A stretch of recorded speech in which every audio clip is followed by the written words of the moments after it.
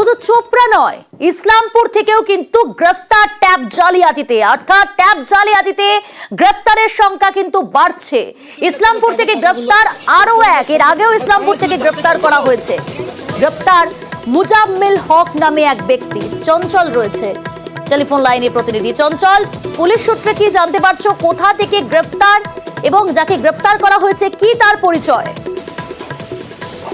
দেখো, তোমাকে জানিয়ে রাখি যে ইসলামপুর থানা গোবিন্দপুর গ্রাম পঞ্চায়েতের লাউখোয়া এলাকা থেকে মুজাম্মিল হক নামে এক ব্যক্তিকে গ্রেপ্তার করেছে মেদিনীপুর থানা এবং ইসলামপুর থানার যত অভিযানে এই ব্যক্তিকে গ্রেপ্তার করা হয়েছে। বা এই ব্যক্তিকে গ্রেপ্তার করার পরে যা পরিচয় জানা যাচ্ছে যে পরিবার সূত্রে যে ওই ব্যক্তি ইসলামপুর মহকুমা আদালতে তারা কিন্তু বিভিন্ন যে মানুষ আছে তাদের যে মামলা রয়েছে সেই মামলাগুলি এনে উকিল দ্বারা কাজ করাতে এমনটা কিন্তু জানা যাচ্ছে। তবে আজকে অভিযুক্তকে ইসলামপুর মহকুমা আদালতে তোলা হয়েছে এবং অভিযুক্তকে ট্রানজিট রিমান্ড নেওয়া হবে বলে এমনটা পুলিশ সূত্রে জানা যাচ্ছে। তবে তোমাকে জানিয়ে রাখি যে গতকাল যে আজ একজন চোপড়া এলাকার যে বাসিন্দা যারা রয়েছে ওসমান আলী, মনসুর আলম, এরা কিন্তু বিহার থেকে তারা কিন্তু দিন রাজ্যে যাওয়ার একটা পরিকল্পনা ছিল। তখনই কিন্তু পুলিশ গোপন সূত্রে খবর পেয়ে ইসলামপুর থানার সামনে কিন্তু এই অভিযুক্ত একটি সরকারি সরকারি বাসে অভিযান চালিয়ে এই চারজনকে জিজ্ঞাসাবাদ করার পরে পুলিশ এদেরকে গ্রেপ্তার করে এবং এই গ্রেপ্তারের সংখ্যা কিন্তু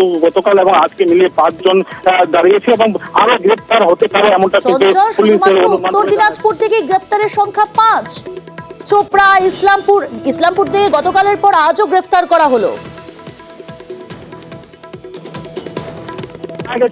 এখনো পর্যন্ত যদি মোট হিসাব করা যায় প্রথম থেকেই তো এই যে গ্রেপ্তারের সংখ্যা গিয়ে দাঁড়াইছে মোট 12 জন। 12 জনের মধ্যে গতকালকে থেকে আজ পর্যন্ত 5 জনকেই গ্রেপ্তার করা আছে। তার মধ্যে 4 জন ইসলামপুর চোপড়ার বাসিন্দা এবং ইসলামপুরের একজন বাসিন্দা বলে জানা গেছে। বেশ,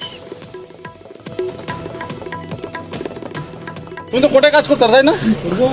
আমি কোর্টে করি, আমি দুর্নীতির সঙ্গে যুক্ত না। তাহলে তোমাকে ধরলো কেন পুলিশ? আমাকে ফাঁসানো হয়েছে, হ্যাঁ ফাঁসানো হয়েছে আমাকে। কে ফাঁসাইছে? এমনি কবির উদ্দিন এবং সাদেক হোসেন। এই কবির উদ্দিন আর সাবির হোসেন কে? এবং রমজান আলী। আপনার ছেলেকে কি ফাঁসানো হয়েছে? যে আপনার ছেলেকে যে পুলিশ অ্যারেস্ট করেছে, ও ট্যাবের টাকা যে রাজ্য সরকারের যে পুরোটা পায়, তো সেই টাকা হাফিজ করার অভিযোগ আসছে আপনার বিরুদ্ধে। কোনোদিনই অভিযোগ আসেনি। এই কোর্টে কাজ করছে, কোর্টে কাজ করে আমার গ্রামের লোক সবাই জানে। আমরা এই যে কাজগুলো করতে, এই যে ট্যাবের টাকা এইসব ব্যাপারে না আমার গ্রামেই কই জানে না, করেই নেই। এটা করলে তো আপনি বাড়িতে